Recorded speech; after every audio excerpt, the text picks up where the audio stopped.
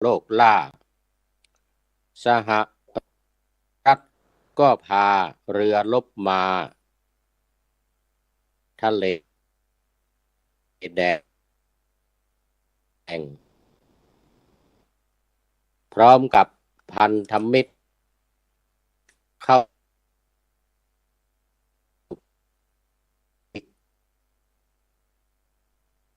พิธีวิถี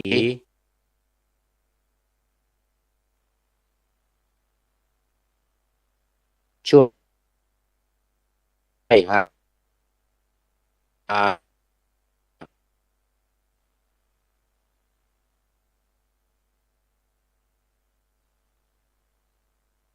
ก็ขยับความ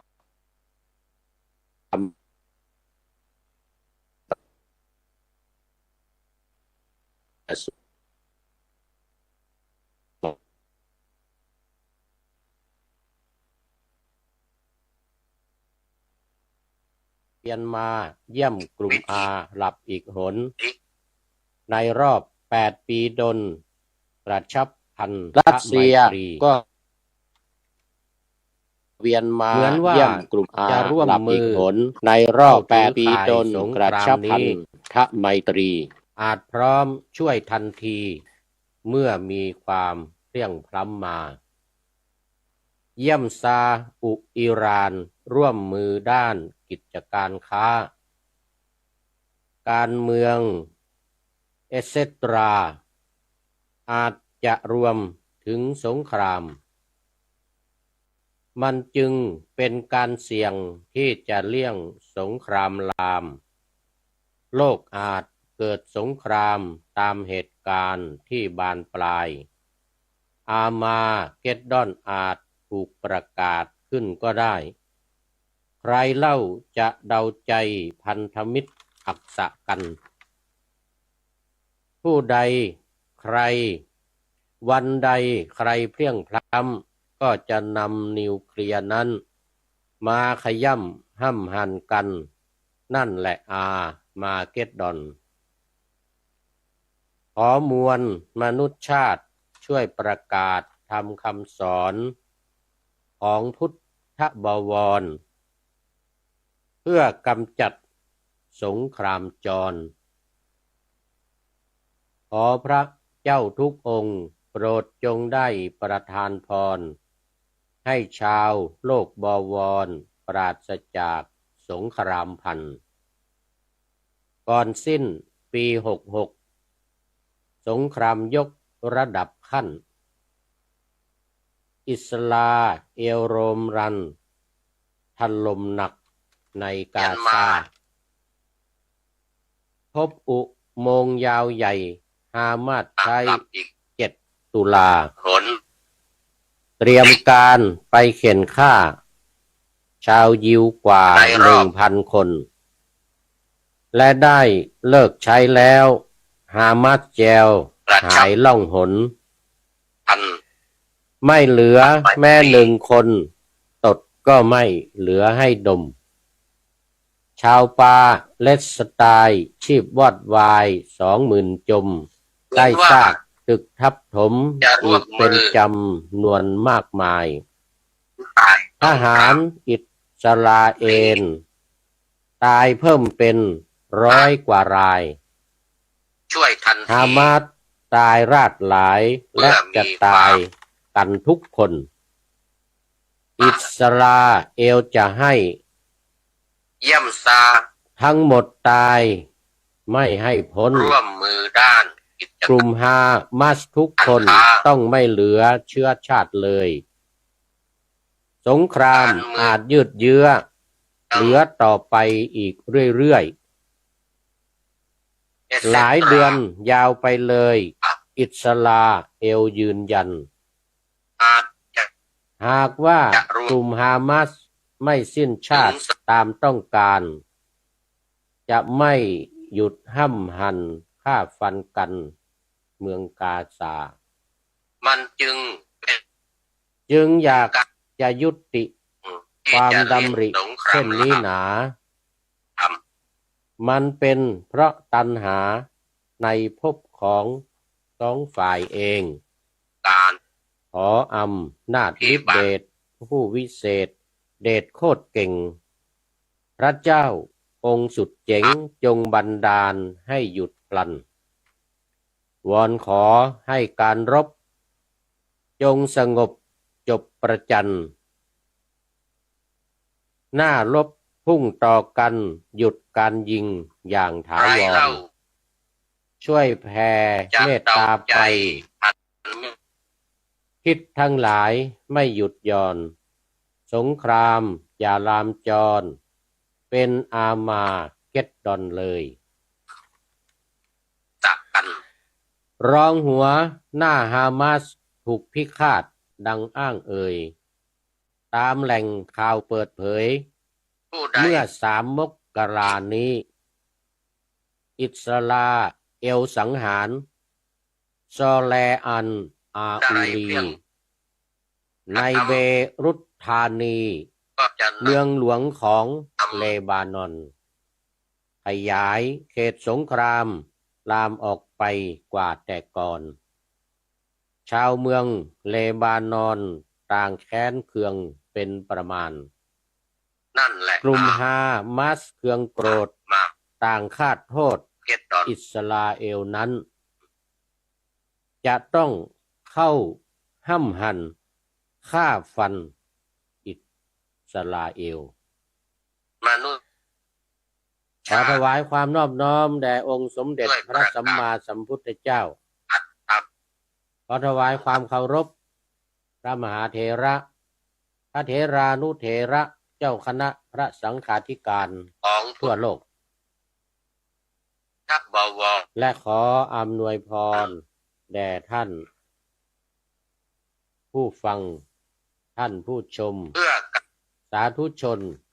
พุทธบริษัททั้งหลายวันนี้รายการพระไตรปิฎกลอยฟ้าก็ลอยมาตามสายลมแสงแดดผ่านลมฟ้าอากาศทางอินเทอร์เน็ตเข้ามาสู่สถานีวิทยุเพื่อการศึกษาพระพุทธศาสนาและวัฒนธรรมระบบ FM 104.50ก่อนสิ้นสงครามยกรัฐอิสราเอลโรมรันถล่มหนักในกาซาโมงยาวใหญ่อามาตย์ไทยเตรียมการไปเข็นฆ่าชาวยิวกว่าและได้เลิกใช้แล้วหาแจวหายล่องหนคนตดก็ไม่เหลือให้ดกชาวป่าและสไตล์ที่จมไล่ฆ่าตึกทับถมนวลมากมายสลาเอ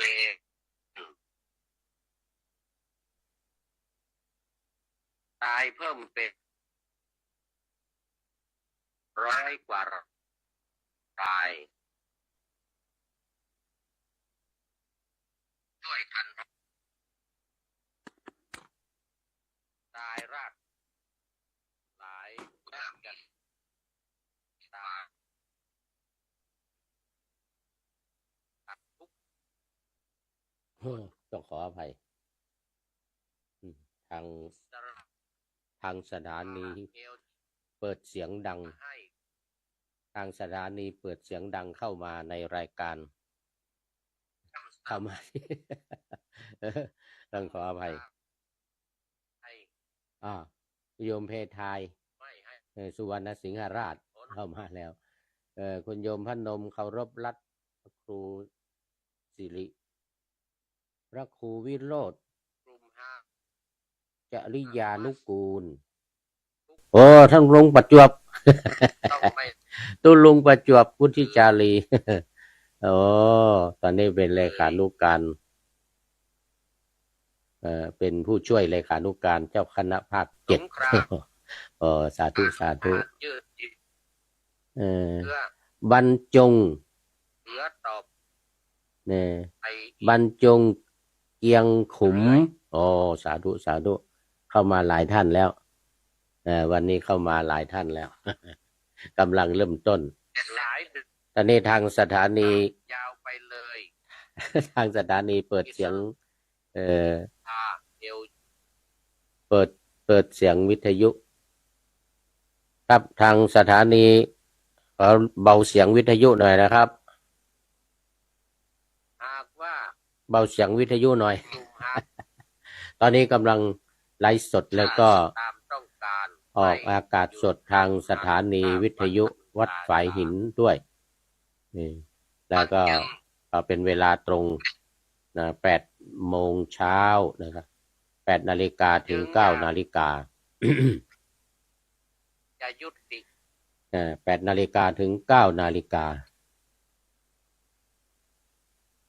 สีทององค์โยมสีทอง โยมสีทองโอ้เข้ามาแล้วนะมันเป็นขอทางวิทยุรีเสียงลงหน่อยนะครับรีเสียงวิทยุในสถานีหน่อยมันดังเข้ามาในการดังเข้ามาในเสียงเองสุริยันคำปาโอ้สาธุสาธุท่านสุริยันวัดพระธาตุดอยสุเทพเข้ามาแล้ววันนี้เขาเข้ามากันเยอะอยู่ด้วยกัน1 ชั่วโมงจากตอนเช้านี้แล้วกราบนมัสการครับพระอาจารย์นะสาธุสาธุจากนอกจากตอนเช้านี้แล้วตอนกลางคืนที่วัดพระธาตุดอยสุเทพที่วัดพระธาตุดอยสุเทพก็จะมีอีกตอน5 ทุ่มถึง6 ทุ่มเนี่ยนี่ตอนกลางคืนอาจจะดึกหน่อยอาจจะดึกหน่อย จงสงบนั่นก็ทั้ง2 ที่ทั้งที่วัดฝายหินทั้งที่วัดพระธาตุดอยสุเทพดังได้บอกไว้แล้วเมื่อปลายปีที่ผ่านมาว่า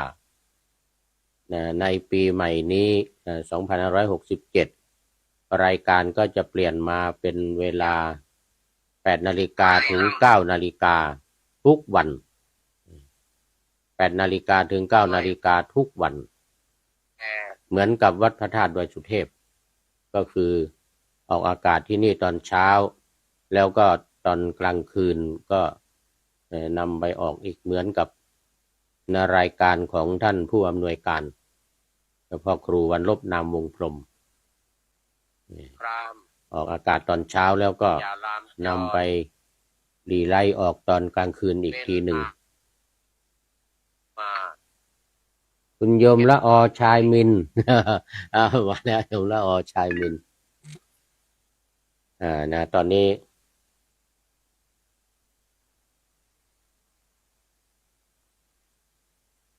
โอ้สายโทรเข้าของสถานี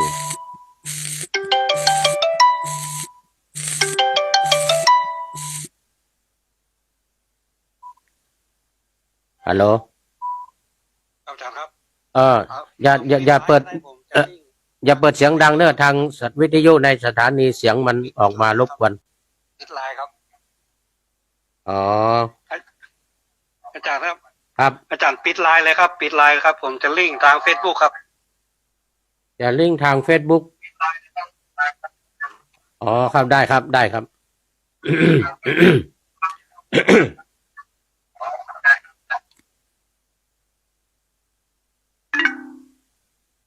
อ๋อตอนนี้ทางสถานีจะลิงก์จากเกาะทาง Facebook นะเกาะทาง Facebook ออกดังนั้นท่านที่อันนี้ท่านจะโทรเข้าสถานีก็คงไม่ได้แล้ว โทรเข้าสถานีก็คงไม่ได้แล้ว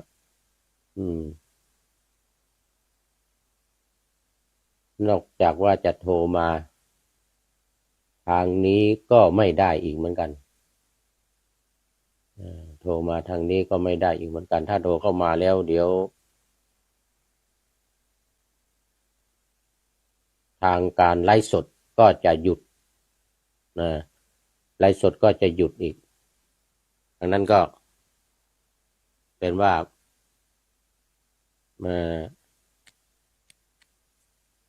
โทรเข้าไม่ได้นะ โทรเข้าไม่ได้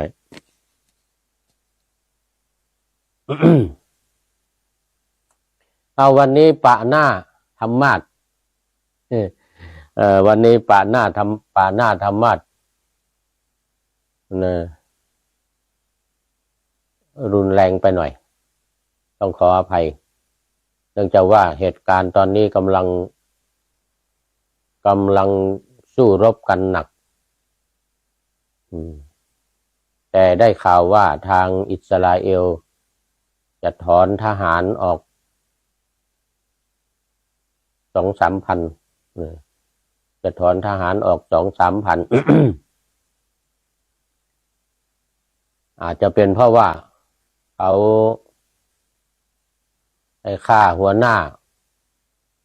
กลุ่มฮามาสในเบลารุสประเทศเลบานอนเมื่อวานนี้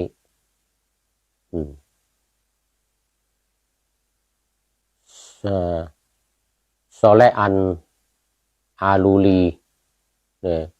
ถูกสังหารถูกลอบสังหารโดยทางอิสราเอลก็คือ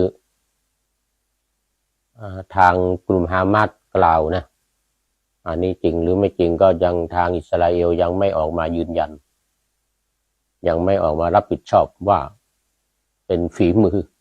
นะว่าเป็นฝีมือของอิสราเอลแต่ว่าไม่ได้หมายถึงว่ายุติการรบยุติการสงครามในกาซาเพราะว่ายังจะต้องดำเนินการต่อไปอีกหลายเดือนก็เห็นว่าอีกหลายเดือนเพราะว่าการสู้รบในครั้งนี้เป็นสงครามย่อยที่ค่อนข้างจะนอกรูปแบบคือการสู้รบกันเป็นสงครามนอกรูปแบบไม่ใช่รบกันนะตาต่อตาฟันต่อฟันเพราะว่าอีกฝ่ายหนึ่งใช้วิธีรบแบบกองโจรกลุ่มฮามาสใช้วิธีรบแบบกองโจรอิสราเอลก็ส่งกองทหารเข้ามารบตามรูปแบบรบแบบกองโจรนี่ก็ไม่เห็นตัวกลุ่มฮามาสหลบอยู่ในอุโมงค์ใช้ระบบมึงมากูมุดมึงหยุดกูแย่มึงแย่กูตีมึงหนีกูตามเหมือนสงครามในเวียดนามเหมือนในเวียดนาม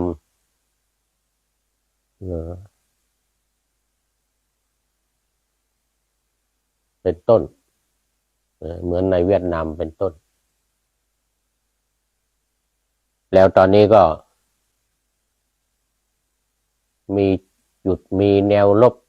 เพิ่มเติมขึ้น5 แห่ง5 แนวรบ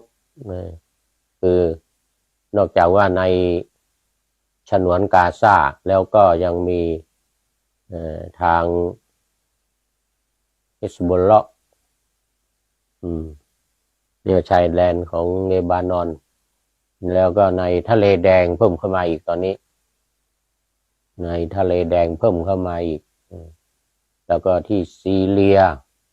ก็มีการไปถล่มไปยิงกันดังนั้นที่กล่าวไว้ตอนต้นว่าสงครามจะบานปลายอาจจะขยายวงเป็นสงครามเรียกว่าสงครามระดับภูมิภาคเพราะว่าตอนนี้สหรัฐก็นำพันธมิตรมา10 ประเทศแล้วก็เห็นเชิญชวนร่วมกันเข้ามาอีกเป็น20จะเข้ามาร่วมตั้งกองพิเศษต้องกองรบพิเศษในทะเลแดงเพื่อคุ้มกันเรือสินค้าของอิสราเอลที่จะมาประเทศอิสราเอลแต่ว่าตอนนี้บริษัทขนส่งทั้งหลายก็สั่งยุติ การเดินเรือเข้ามาทะเลแดงกันหมดแล้วที่จะไปอิสราเอลนะเพราะว่ากลุ่มฮูตีทางกลุ่มฮูตีก็ประกาศถ้าอิสราเอลไม่หยุดการยิงในกาซาก็จะไม่หยุดการยิงเรือของอิสราเอลของประเทศต่างๆที่จะมาอิสราเอลซึ่งก็จะทำความเดือดร้อนไปทั่วทั้งโลกทีนี้นี่เลยว่าสงครามมันจะเริ่มขยายวงมันเริ่มขยายวง จึงได้นำมาปะหน้าธรรมะในวันนี้แล้วก็มาเข้ากับเนื้อหาสาระกับพระไตรปิฎกเรื่องที่จะพูดกันในวันนี้ต่อจากเมื่อวานเมื่อวานก็พูดถึงเรื่องของพรหมจรรย์ที่ควรประพฤติพรหมจรรย์ที่ควรประพฤติซึ่งท่านพระอานนท์ได้แสดงให้แก่สันทกะปริภาชกนักบวชของลัทธิมัคคิริโคสารก็คือลัทธิพราหมณ์ในสมัยนั้นซึ่งมีลัทธิเจ้าลัทธิทั้ง6โอนิโครนาตบุตรชิตตะเกสะกัมพลวันนี้มีหลายสำนักแต่ว่าที่กล่าวนี่มันเป็นลูกศิษย์ของมัคคิริโคสารเป็นเจ้าลัทธิหนึ่งของศาสนาพราหมณ์ในสมัยนั้นแล้วเมื่อวานนี้ก็มาถึงตอนที่พระอานนท์กล่าวถึงลัทธิของมัคคิริโคสารจบไปลัทธิของมัคคิริโคสารจบไปก็มาขึ้นพรหมจรรย์ที่ควรประพฤติในพระพุทธศาสนาแสดงให้กับ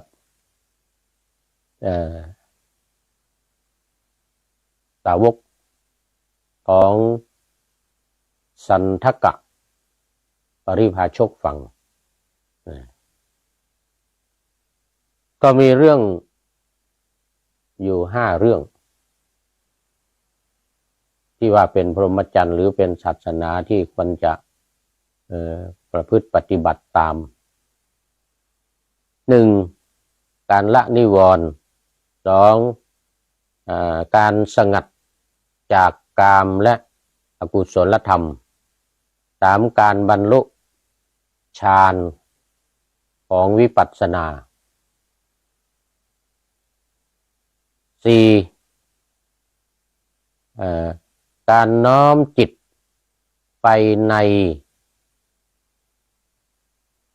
อดีตหรือเรียกอีกอย่างหนึ่งว่าอตีตังสยานการน้อมจิตไปในข้อที่อดีต4 อย่างคือพระบ้าน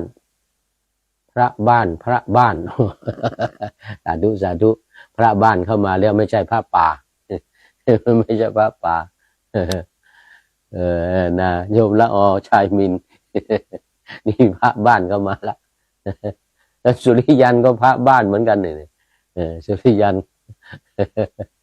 อันสุริยันคำปาผู้พูดนี่ก็พระบ้านเหมือนกันไม่ใช่พระป่าอันนี้พระบ้าน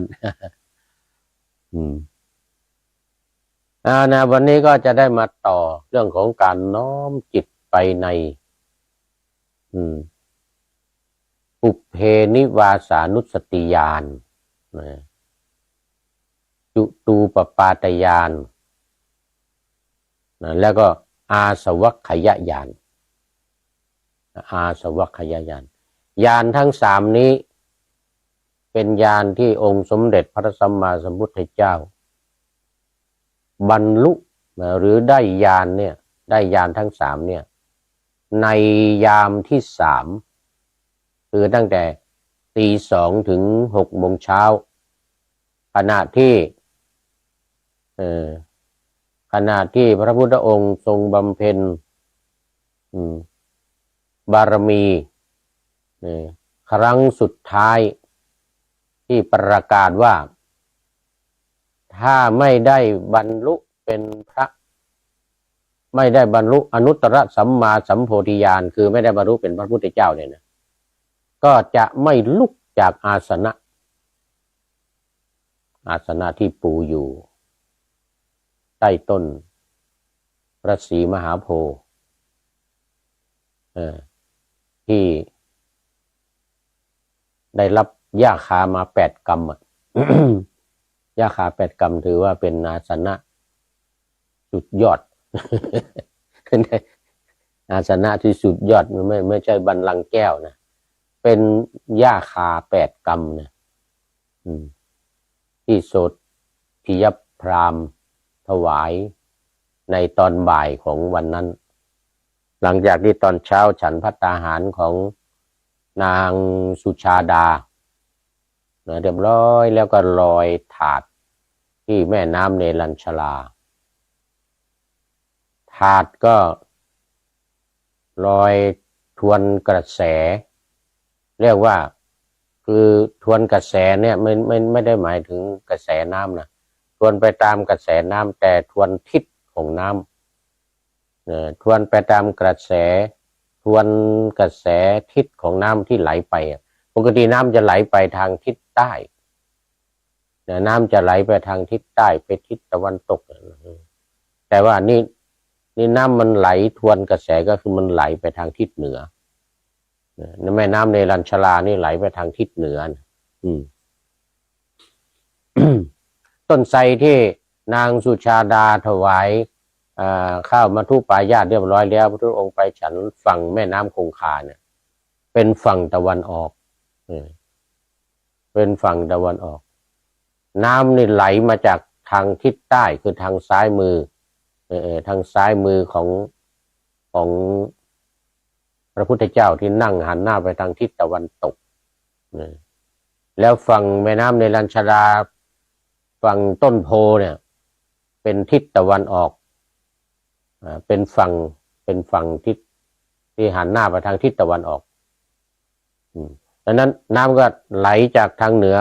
ไหลจากทางใต้ไปทางเหนือนี่เรียกว่ามันทวนกระแสของน้ำดังนั้นถาดทองคำที่นางสุชาดาถวายภัตตาหาร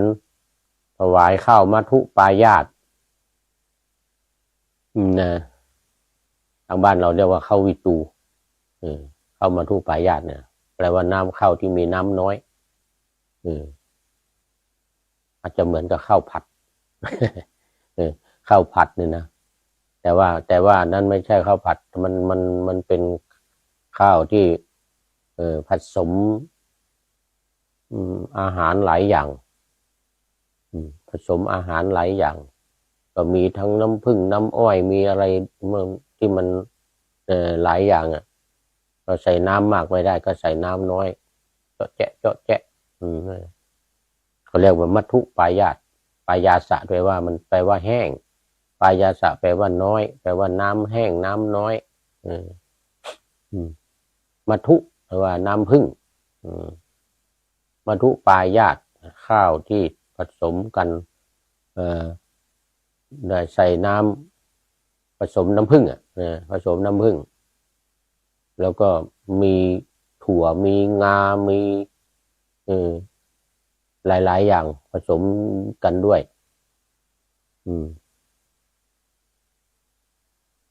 มาถวายพระพุทธเจ้าฉันเสร็จแล้วก็ไปลอยถาดเสร็จเรียบร้อยแล้วตอนบ่ายถาดก็จมลงไปในใต้น้ำใต้บาดาลสาเหตุที่จมลงไปนั่นก็เพราะว่าจะต้องลงไปใต้บาดาลแล้วไปถูกใส่หัวพญานาคหัวพญานาคจึงจะรู้ว่าโอ้วันพรุ่งนี้เนี่ยพระพุทธเจ้าจะอุบัติขึ้นพระพุทธเจ้าจะอุบัติขึ้นในโลกพญานาคนั้นอธิษฐานหลับมาตลอดพุทธันดร หลับ หลับอยู่ใต้บาดาลหลับอยู่ใต้น้ำ พระบ้านพระบ้านนี่จะรู้กันดีนะ เรียนกันอยู่ในนักธรรมชั้นตรี ลงไปบาทลงไปขออภัยถาดทองเนี่ยลงไปใต้น้ำลงไปในบาดาลนู่นเลยพญานาคก็หลับอยู่เนี่ยถาดนี่ก็ลงไปถูกใส่หัวพญานาคพญานาคนี่ก็อธิษฐานว่าจะตื่นขึ้นมาอีกทีหนึ่งพระพุทธเจ้าจะตรัสรู้อีกองค์หนึ่งจึงจะตื่นขึ้นมาพระพุทธเจ้าตรัสรู้องค์หนึ่งแล้วจึงจะตื่นขึ้นมาทำอะไรตื่นขึ้นมาแล้วก็ขึ้นมาก็แผ่พังพานเพื่อที่จะแผ่พังพานปกคลุมพระพุทธเจ้าตอนฝนตกอาทิตย์สุดท้าย7 วันสุดท้ายที่ต้นไม้มุจลินตอนนั้นยังไม่มีน้ำนะแต่มันเป็นที่ต่ำมันเป็นที่นาที่นาเขาแล้วก็มันเป็นต้นไม้มุจลินมันอยู่บนเขียงนาเนี่ยเขาเรียกว่าเขียงนาแล้วก็น้ำมันจะหลากถ้าฝนตกมากในน้ำมันจะหลากมาแล้วก็ท่วมตรงนั้นท่วมตรงใต้ต้นมุจลินเนี่ยเขาก็เลยก็พอน้ำมามากมันก็น้ำท่วมมันอยู่ข้างที่นาอยู่ข้างที่นาเนี่ย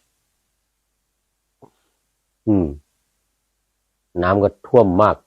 พระพุทธเจ้าจะนั่งอยู่ที่ใต้ต้นมุจลินนั้นไม่ได้นี่เรื่องของเรื่องมันพญานาคถึงจะต้องขึ้นมาจากใต้บาดาลแล้วก็มาใช้แผ่พังพานปกป้องพระพุทธเจ้าไม่ให้เปียกฝนไม่ให้เปียกน้ำมันนั่งขดเขาเรียกนั่งขดตโนดขดตโนดแล้วก็ให้พระพุทธเจ้าเนี่ยขึ้นนั่งแล้วก็ด้านหลังมันนี่ก็ยกหัวขึ้นเป็น7 เสียนเป็น7 หัวเนี่ยนะก็อธิษฐานว่าเป็น7 หัวแล้วคุมพระพุทธเจ้า7 วันสุดท้ายทั้งหมด49 วันอยู่บริเวณหลังจากตรัสรู้แล้วที่เราไปดูกันนั่นแหละแต่สระมุจลินที่อยู่ติดกับต้นโพนั้นเป็นสระจำลองนะจำลองมาคือโน่นถ้าสระมุจลินจริงๆเนี่ยมันจะห่างจากต้นโพไป1 กิโลเมตรตอนนี้หลวงพ่อสนองวัดสังฆทานไปสร้างวัดอยู่วัดหนึ่งไปสร้างวัดหนึ่งที่ใกล้สระไปสร้างวัดหนึ่งที่ใกล้สระมุจลินหลวงพ่อสนองตอนนี้หลวงพ่อสนองมรณภาพแล้ววัดสังฆทานจังหวัดนนทบุรีแต่วัดยังมีอยู่ตอนนี้วัดที่หลวงพ่อสนองไปสร้างไว้ลูกศิษย์หลวงพ่อสนองไปสร้างไว้ที่นั้น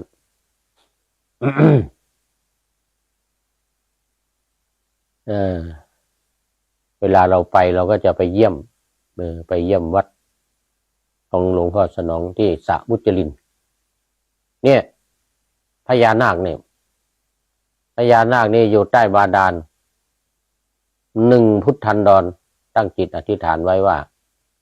ถ้าพระพุทธเจ้ามาตรัสรู้เมื่อไหร่ก็จะตื่นขึ้นมาแต่แล้วพอตอนนี้เสร็จภารกิจแล้วก็กลับลงไปใต้บาดาลอีกแล้วตามประวัติก็ขึ้นมาอีกครั้งหนึ่งนะ ตอนนี้ยังไม่หลับนะอยู่ในสมัยของพระพุทธเจ้าองค์นี้ยังไม่หลับถ้าสิ้นสุดเอ่อเอ่อพุทธุปบาทการนี้ก็จะหลับอีกหลับไปจนกว่าพระพุทธเจ้าอีกองค์หนึ่งคือพระศรีอริยเมตไตรมาอุบัติขึ้นจะตรัสรู้ก็จะต้องขึ้นมาอีกก็จะตื่นก็จะตื่นพระศรีอริยเมตไตรก่อนจะตรัสรู้ก็จะลอยถาดเหมือนกันจะลอยถาดทองคำถาดอาหารเนี่ยแล้วมันก็จะลงไปใต้บาดาลไปถูกหัวพญานาคปุ๊บพญานาคก็จะตื่นขึ้นมาแล้วก็พระพุทธเจ้าพระศรีอริยเมตไตรเนี่ย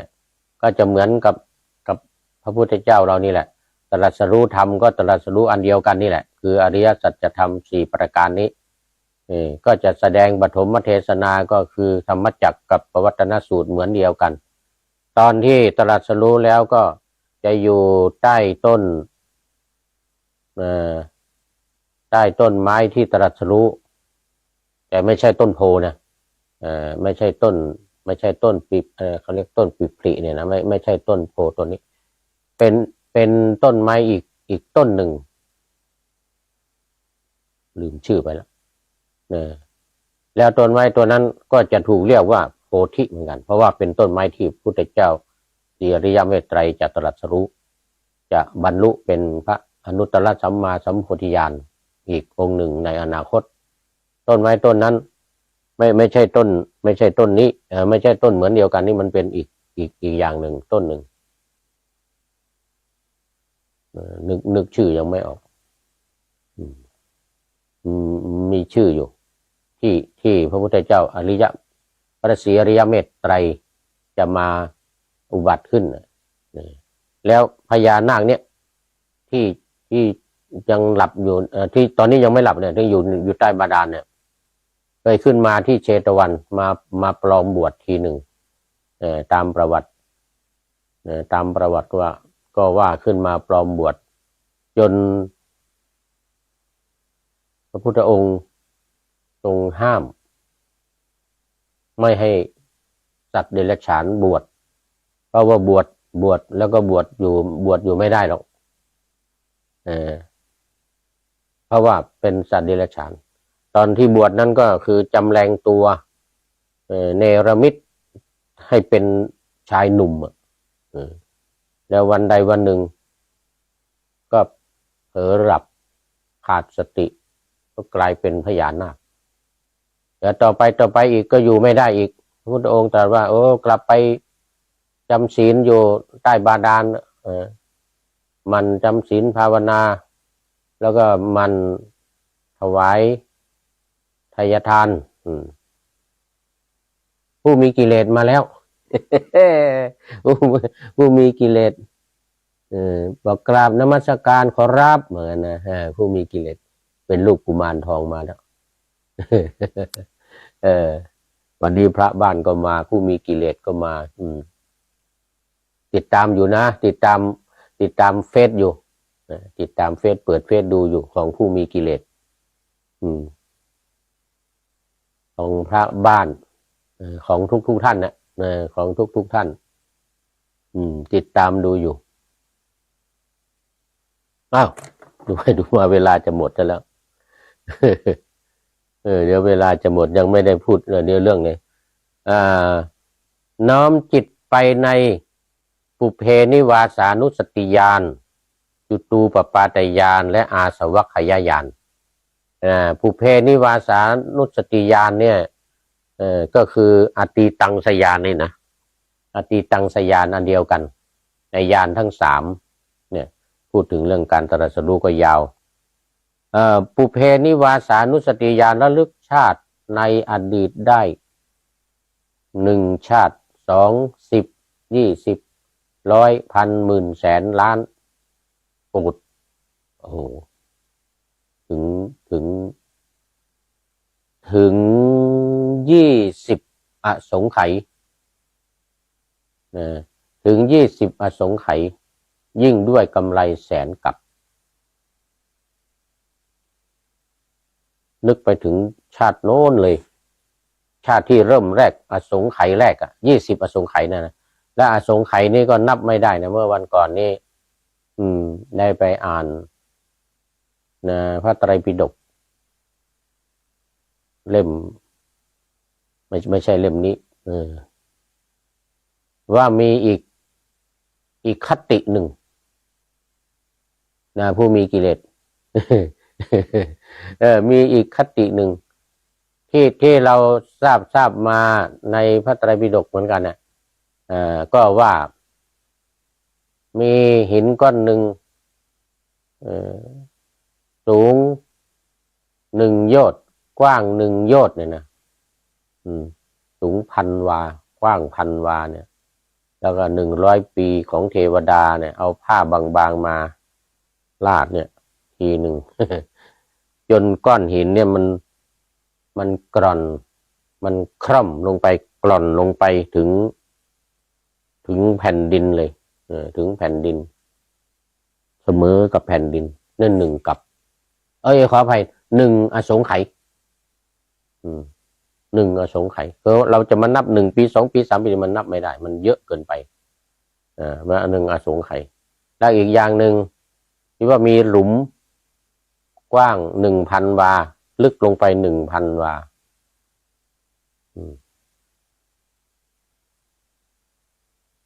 แล้ว100 ปีของเทวดานะ100 ปีเมืองคนนี่เท่ากับ1 ปีเทวดาถ้า100 ปีเทวดาเนี่ยเทวดาเอางามาใส่1 เม็ด100 ปีมาใส่1 เม็ดเอา100 ปีไปคูณคูณ100คูณ100 100เพิ่มมาอีกคูณมาอีก2 ตัวเป็น10,000 ปีของเมืองคนเราเนี่ยนะเอางามาใส่1 เม็ดมันเต็มเมื่อไหร่หลุมนี้เต็มเมื่อไหร่ก็นั่น1อสงไขยแต่2-3 วันก่อนมานี้มีอีกคติหนึ่งมีอีกคติหนึ่งในพระไตรปิฎกเล่มเนี้ยในพระไตรปิฎกเล่มเนี้ยว่ามีสระน้ำกว้างใหญ่แต่ไม่บอกว่ากว้างใหญ่เท่าไหร่นะแล้ว100 ปีเนี่ยเทวดาเนี่ย100 ปีเทวดาเอาใบหญ้าคานี่นะใบหญ้าคาเนี่ยมาจุ่มลงในน้ำนั้นจุ่มแล้วก็เอาออกไปสลัดทิ้งอย่างเงี้ย100 ปีมาจุ่มลงไปอีก1 ครั้งแล้วก็เอาไปสลัดทิ้งจนน้ำนี่แห้งหมดในสระนี่นะผู้มีกิเลสบอกว่าผู้ที่จะบรรลุคุณธรรมต้องใช้เวลา100,000 กับใช่ไหมครับแต่ทุกวันนี้บรรลุกันง่ายเกินว่ากันนะจะใส่ ง่ายเกินไม่ใช่100,000 กับเดี๋ยวก่อน100,000 กับนี่มันเป็นแค่ปลายของมันที่จริงๆคือ20อสงไขย20อสงไขยกับ100,000 กับ100,000 กับเนี่ย1 กับคือ120 ปีเอา120 ปีไปคูณ100,000เป็นกี่ปีเอา100,000มันมีเลข0อยู่6 ตัวแต่แล้วก็120เนี่ยเอา120มันมี0อยู่นั่น1 ตัวก็เอา100,000เนี่ยนะไปคูณกับ120ก็เป็น120 ล้านปี120 ล้านปี120 ล้านปีเนี่ยนะคือ1 กับนี่เรื่องของเรื่องมัน1 กับ100,000 กับขออภัยไม่ใช่1 กับ1 กับเนี่ย120 ปีอันนี้ว่าไว้ในพระไตรปิฎกเหมือนกัน 120 ปีของเมืองคนเราเนี่ยนะเป็น1 กับและในที่นี้ว่า100,000 กับก็เอา0เข้าไปบวก120เนี่ยอีก6 ตัวมันเป็น120 แสน120 แสนก็คือ120 ล้าน120 ล้านปีเนี่ย120 ล้าน ปีที่ว่า100,000 กับเนี่ยคือแค่จิ๊บนิดเดียวผู้มีกิเลสแล้วก็เรามีกิเลสด้วยกันเนี่ยนะมีจิ๊บมีก็เหลือแค่120 ล้านโอ้ว่าไปว่ามาจะหมดเวลาอีกแล้ว อันนี้จะหมดเวลาอีกแล้วแต่วันนี้ไม่โทรเข้ามาไม่ได้แล้วเพราะว่าท่านพระครูเกาะลิงก์ทาง Facebook ลิงก์ทาง Facebook ก็เลยไม่ได้ละไม่โทรเข้าไม่ได้แล้วว่าจะให้โทรเข้ามาคุยกันมีหลายคนอยากจะเข้ากล้องไม่รู้ว่าอยากขอเข้ากล้องด้วย แต่ว่ามันเข้าไม่ได้มันเข้าไม่ได้โทรเข้าก็โทรเข้าไม่ได้ถ้าโทรเข้าก็มันหยุดอีกอันนั้นก็มันไม่ต้องโทรแล้ววันนี้ใกล้จะหมดเวลาพูดถึงน้อมไปในปุเพนิวาสานุสติญาณก็คือน้อมไปในอดีตนะว่าเป็นยังไงบ้าง2จุตูปปาตญาณน้อมไปในดูว่าสัตว์ทั้งหลายที่ทำกรรมอะไรไว้ตายแล้วจะได้ไปเกิดที่ไหนเนี่ยตายแล้วจะไปเกิดที่ไหนนี่เรียกว่าจุตูปปาตญาณรู้การจุติของสัตว์ว่าตายแล้วไปเกิดที่ไหนนะแล้วก็3ย้อนไปน้อมไปในอาสวัคยญาณน้อมไปในอาสวัคยญาณก็คือญาณที่รู้ว่าอาสวะหมดคือกิเลสหมดหรือสังโยชน์ทั้ง10 ประการเนี่ยมันหมดไปสังโยชน์10 ประการนี้หมดไปดังนั้นใน3 ข้อนี้ก็เป็นพรหมจรรย์ที่ควรประพฤติและข้อต่อไปก็คือไม่ละเมิดฐานทั้ง5ไม่ละเมิดฐานทั้ง5คือไม่ฆ่าสัตว์ไม่ลักทรัพย์ไม่ประพฤติผิดในกามแล้วก็ไม่พูดปดคือในศีล5เนี่ย1 2 3 4 1 2 3 4เสร็จแล้วไม่ทรงบริโภคไม่สั่งสมไม่บริโภคกามเหมือนคฤหัสถ์ญาติโยมอันนี้เหมือนพระพูดถึงพระในธรรมวินัยนี้ในการประพฤติพรหมจรรย์ก็คือเป็นพระและประพฤติตามพระธรรมวินัยเนี่ยเรียกว่าพรหมจรรย์หรือศาสนาเรียกว่าเป็นพรหมจรรย์ดังนั้นไม่ละเมิดฐานะทั้ง5อย่างนี้อันนี้ก็เป็นหัวข้อธรรมทั้ง5 ประการและทั้ง5 อย่างเนี่ยมีการไม่ฆ่าสัตว์ที่อาตมาว่ามันเข้ากับเหตุการณ์ตัวนี้มีรายการหนึ่งพูดว่าที่รบราฆ่าฟันมาเนี่ยผิดหลักบัญญัติ10 ประการของศาสนาคริสต์ศาสนาอิสลามศาสนายูดาห์ทั้ง3 ศาสนาเนี่ยก็จะมีเขาเรียกว่าเป็นองค์การของพระเจ้า10 อย่างข้อที่1คือไม่ฆ่าสัตว์ข้อที่1นี่คือการไม่ฆ่าสัตว์แล้วการรบกันเนี่ยเป็นการผิดองค์การของพระผู้เป็นเจ้าที่โมเสสไปรับเอามาในโมเสสเป็นผู้ที่ไปรับสารของพระเจ้ามา เรียกว่าองค์การของพระเจ้าของพระผู้เป็นเจ้าเนี่ยของอิสลามก็เหมือนกันของคริสต์ก็เหมือนกันยูดายก็เหมือนกันทั้ง3ศาสนาเนี่ยคือองค์การอันเดียวกัน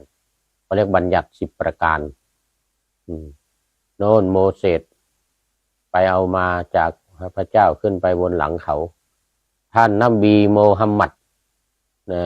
ท่านนบีโมฮัมหมัดซึ่งเป็นผู้ประกาศธรรมนะของท่านพระอัลเลาะห์นะซึ่งอยู่เบื้องบนเนี่ยเป็นโปรเฟตของท่านอัลเลาะห์นี่ก็คือนบีโมฮัมหมัดแล้วก็ไปรับเอาองค์การของพระเจ้าเนี่ยบัญญัติทั้ง10ประการเนี่ยข้อที่1เนี่ยไม่ฆ่าสัตว์ไม่ฆ่าคนไม่ไม่ทำร้ายไม่ทำอันตรายไม่ทำชีวิตสัตว์ให้ตกล่วงคือข้อที่1ของ10ประการเขาบอกว่าที่ลบราฆ่าฟันกันเนี่ยมันเป็นการผิดองค์การของพระผู้เป็นเจ้าผิดบัญญัติ10ประการแล้ววันนี้หมดเวลา ดูไปดูมาหมดเวลาพอดีนะก็ต้องอำลากันหน่อย ปี2566สุดสิ้น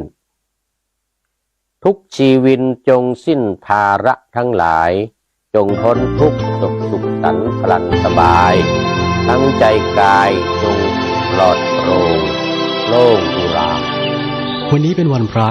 ขอเรียนเชิญพุทธศาสนิกชนทุกท่านนักกลั่นจิตให้ใสกลั่นใจให้เป็นบุญด้วยการให้ทานรักษาศีลและเจริญจิตภาวนาน้อมจิตให้เข้าถึงพระรัตนตรัยทุกชีวาจงอาภัยให้แก่กันความผิดพลาดอันใดทั้งใหญ่น้อยโปรดจงปล่อยวางก่อนปล่อยผ่อนผันเฝ้าใกล้ครวนสร้างมวลนิท่านกำลังฟังสถานีวิทยุกระจายเสียง FM 104.5 เมกะเฮิรตซ์สร้างสรรค์ความสามัคคีพระมหาเจดีย์พระบรมธาตุหลวงเจ้าประจำปีกำจัดนามโรงใหญ่ความทุกข์ยากให้ชาติครับโคมไฟโคมพัดความสุขสมอุดมสัจจงมากมีใจเพื่อให้วีร่ำรวยด้วยเงินทองเจริญในหน้าที่มียศศักดิ์มีคนรักภักดีที่ทั้งสองมีชื่อเสียงฟุ้งเฟื่องรุ่งเรืองรองมีผิวพรรณผุดผ่องเป็นยองใหญ่มีอายุยืนนานเป็นล้านปี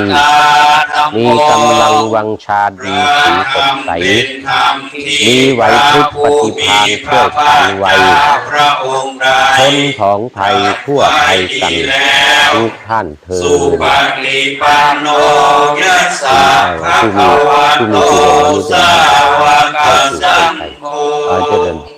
พระสงฆ์สาวกของพระผู้มีพระภาคเจ้าพระองค์ใด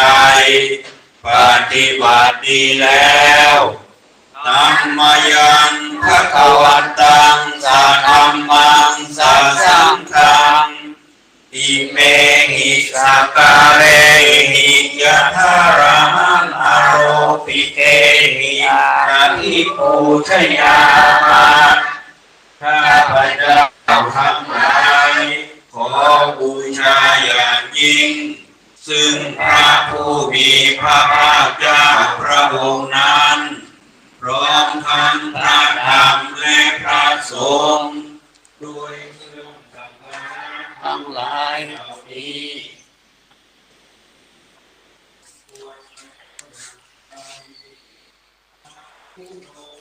ขอนอบน้อมแด่พระรัตนตรัยสวัสดีครับท่านผู้ฟังทุกท่านนะครับวันนี้ดวงอาทิตย์ขึ้นเกิดความอบอุ่นหน้านี้เป็นหน้าหนาวนะครับเมื่อเห็นดวงอาทิตย์ขึ้นก็มีความรู้สึกสบายใจมีความรู้สึกอบอุ่นเมื่อความเย็นที่เข้ามากระทบร่างกายของเราก็รู้สึกสะเทือนสะท้านเกิดความหนาวความเย็นเป็นเรื่องของธรรมชาติเมื่อความเย็นได้ถูกดวงอาทิตย์ ซึ่งทำหน้าที่ให้ความร้อนแก่สากลโลกนี้นะครับก็ทำให้เกิดความอบอุ่นขึ้นถ้าจะเปรียบไปเหมือนกับธรรมะมนุษย์ในโลกนี้เกิดความเย็นความหนาวในที่นี้หมายถึงกิเลสทำให้หนาวกิเลสบีบให้เราหนาวสั่นสะท้านสวงไปหมดเลยไม่ว่าความโลภความโกรธความหลงนี่คือกิเลสเหล่านี้มันบีบให้เราหน้าเขียวบีบให้เรา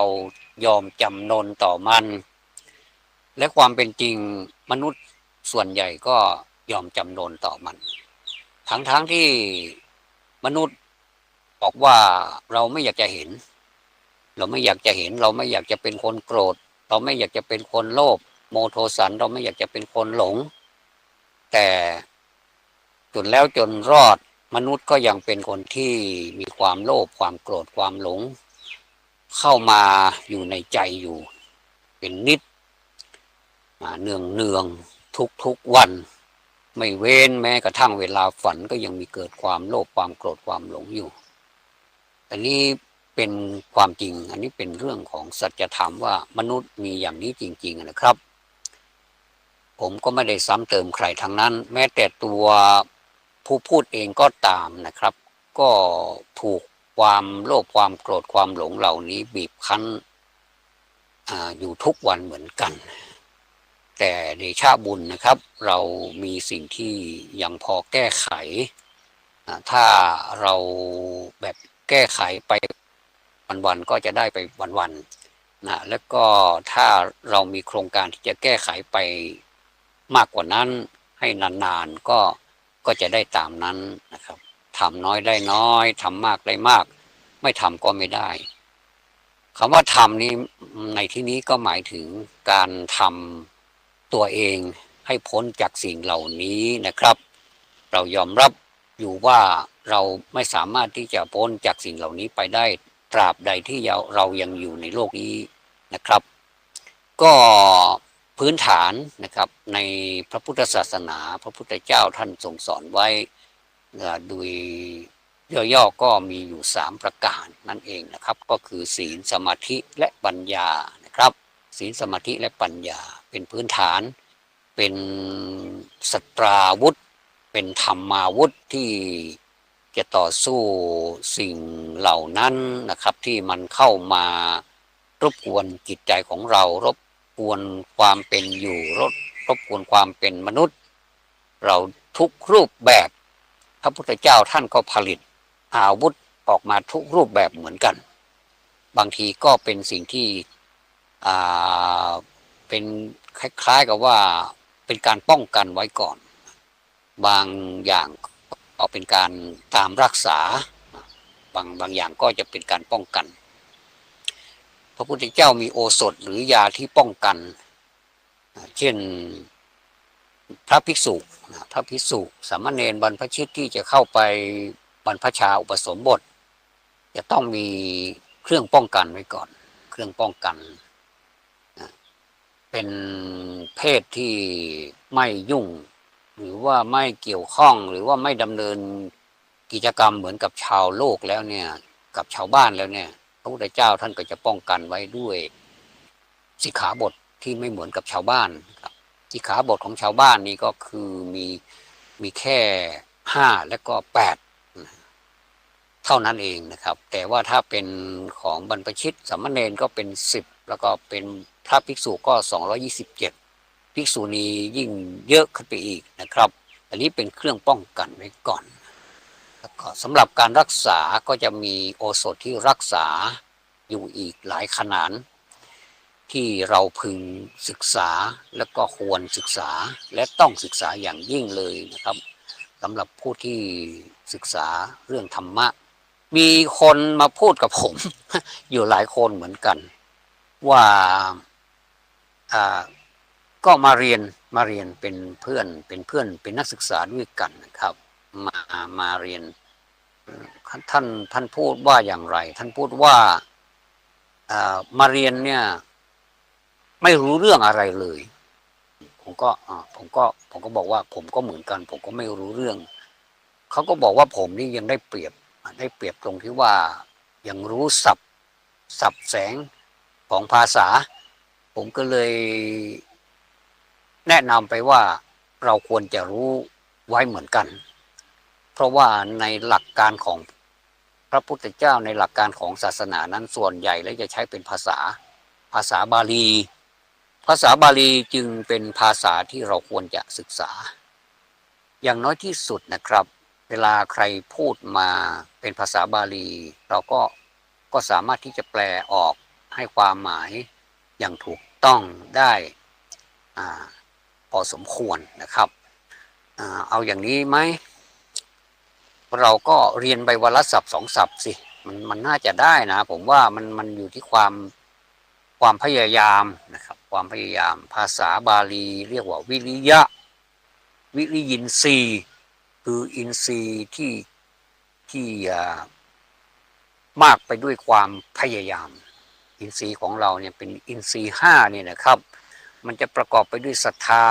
สัทธินทรีย์แล้วก็วิริยินทรีย์สตินทรีย์สมาธิอินทรีย์แล้วก็ปัญญินทรีย์เนี่ยคือเอาทั้ง2 ศัพท์เนี่ยมาสนธิมารวมกันมาสมาธิก็แล้วแต่นะครับก็อินทรีย์กับศรัทธาก็จะเป็นสัทธินทรีย์ศรัทธานั่นแหละเอามาบวกกับอินทรีย์ก็สระอานั้นหายนะสระอาเพราะว่าสระมันไปซ้อนกัน2 ตัวก็เป็นสัทธินทรีย์นะยังไม่พอนะสอเสือตัวนั้นมาได้ยังไงนะครับถ้าเป็นภาษาของบาลีท่านไม่นิยมสคศาลาถ้าเป็นสศาลานี่จะเป็นภาษา อะไรนะสันสกฤตนะครับภาษาสันสกฤตแต่ถ้าเป็นภาษาบาลีจะเป็นภาษาบาลีจะใช้สอเสือสัทธินทรีย์นะเรารู้แค่นี้เราไม่ใช่รู้แค่นี้คือพยายามเรียนไปทีละศัพท์2 ศัพท์เอาวันนี้เอาศัพท์หนึ่งถ้าวิริยะเรามีน้อยก็เอาศัพท์หนึ่งวันพรุ่งนี้ถ้ายังไม่ได้ก็ศัพท์หนึ่งไปเรื่อยๆถ้าสมมุติว่ารู้สึกมันดีเนาะเข้าท่าดีนะเราก็จะขึ้นไป2 ศัพท์3 ศัพท์4 ศัพท์ก็ได้แล้วแต่อย่าไปโลภนะครับโลโภธัมมานังปริปันโถแปลว่าความโลภเป็นอันตรายต่อธรรมทั้งหลาย เป็นอันตรายแก่ธรรมทั้งหลายมันก็จริงนะครับถ้าเราโลภมากมันก็ลาภหายก็เอาทีละศัพท์ไปเรื่อยๆท่านคิดดูนะครับ30 วันบางทีก็มี31 วัน30กับ31นี้เสียส่วนมากส่วนกุมภาพันธ์ก็มี28 29ก็ยังมีอยู่เดือนเดียวนอกนั้นจะเป็น30 31เราเอามาคิดดูนะว่ามันได้วันละศัพท์เนี่ยมันจะได้ไปเท่าไหร่นะครับเดือนละ30โดยประมาณ30แล้วก็เราก็เอามาคูณดูซิว่าปีหนึ่งเราจะได้เท่าไหร่365ถ้าเราเรียนทุกวัน365วันมันก็จะได้365ศัพท์เยอะนะแต่ว่าก็อย่าให้มันลืมนะครับศัพท์ที่เราได้ไปแล้วนะท่องด้วยต้องท่องเรียกว่ามนที่ไม่ท่องบนเป็นมนทินอันนี้ปรากฏอยู่ในพุทธศาสนสุภาษิตนะครับมนที่ไม่ท่องบนเนี่ยเป็นมนทินสวดมนต์ต่างๆที่เราไม่ท่องเนี่ยนะขนาดนะโมตัสสะภะคะวะโตถ้าเราไม่ว่านะเราจะไม่ขึ้นใจเลยแต่ทีนี้ทำไมเราว่าจนได้หมดนะโมตัสสะภะคะวะโตอะระหะโตสัมมาสัมพุทธัสสะทีนี้เราจะมาแปลอะไรดีล่ะจะเอาเรื่องนะโมดีไหมอรหังสัมมาสัมพุทโธดีไหมเอามาทีละศัพท์นะโมแปลว่าอะไรก็ไปหานะโมแปลว่าอะไรไปหามาคำแปลของนะโมนะโมนะนะโมก็ขอความนอบน้อมตัสสะภะคะวะโตของพระผู้มีพระภาคเจ้าพระองค์นั้นมันจะเป็นภาษาบาลีครับซึ่งถ้าเราเรียนไวยากรณ์ด้วยนะครับเราก็จะรู้ศัพท์แล้วก็เราก็จะเข้าใจคำว่าทำไมต้องมีตัสสะด้วยทำไมไม่มีแต่ภะคะวะโตอย่างเดียวตัสสะภะคะวะโตตัสสะ ตังแปลว่านั้นตะศัพท์นะครับโสศัพท์ก็จะเป็นภควโตตัสสะภควโตก็จะ